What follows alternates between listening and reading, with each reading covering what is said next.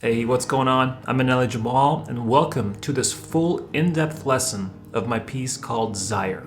This song has made it through a few different revisions throughout the years of me just gathering new information and new wisdom along my musical journey, and then I try to apply that to this piece. This is one of my very first songs written not only in an alternate tuning, but also a tuning where I'm using the whole body of the guitar.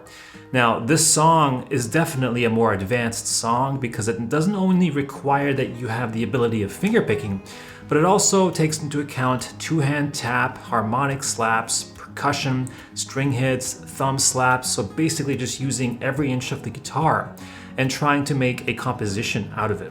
Now I can't wait for us to get started because I'm going to be going over all the techniques that are going to be involved with this song. So I'll be kind of guiding you through that, as well as some compositional tips and tricks here and there throughout me explaining parts of the lesson.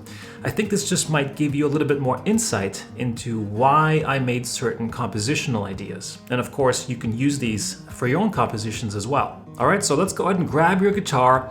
We're gonna need a capo as well, and then I'll see you in the next video where we're gonna be talking about all the techniques that we're gonna be using in this song called Ziur. Here. When I do this thumb slap, everything else is still ringing. Unlike the string hit where we're cutting everything off, the thumb slap, the advantage of the thumb slap here is that we're letting things ring out. Okay, so this is bar 25. Thumb slap, get your index finger now on the 4th fret immediately because you're gonna pluck it and slide it to 7. So this is really slowly on 25.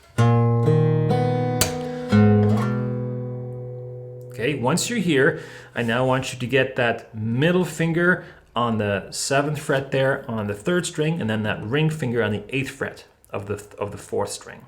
So now we have this voicing. If you remember, this is the exact same voicing that we just played here in bar 22. Remember this one? And it's the same thing up on the 7th. Okay, now a little compositional tip here for you. Try to use the same shapes in different positions. Now, the guitar is a heavily shape-oriented instrument. When I say shape-oriented, I just mean that we can recycle these shapes into different positions and more likely than not, get some really beautiful tones. This is the same shape as this one. And I did this very intentionally. And if you look at some of my music, I am looking for these patterns all throughout my music. Even when I'm composing my own stuff, I'm looking for shapes that I could borrow and recycle. For example, I might even want to use this down one string set. It even works there, right? May not be the exact fit, maybe the voicing isn't just right, but that allows me to move a finger over, you see?